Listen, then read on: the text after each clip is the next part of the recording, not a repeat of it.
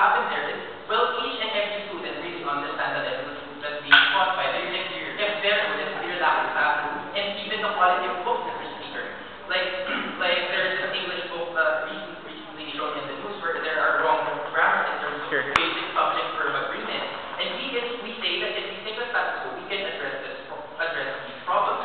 And there's this clear problem that not all students are studying. There's this large percentage of students in the Philippines not being able to access education in the first place. And we say, coming from the opposition side, that access in decent education is a must. And what they're proposing actually impedes the quality of education in the first place.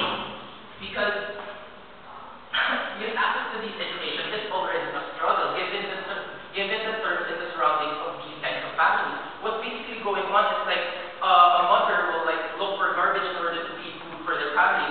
They're living this very difficult life, and getting through this status quo of only 10 years of education is already a struggle. What more if we put in another year? But then assuming, but not conceding that what they're proposing actually solves this problem, what's going to happen? Since I mentioned that there is this clear lack of funds in the Philippines, we have to allocate the funds for education for another school year level. What will that mean? Basically, for example, for first graders, there will be less classrooms.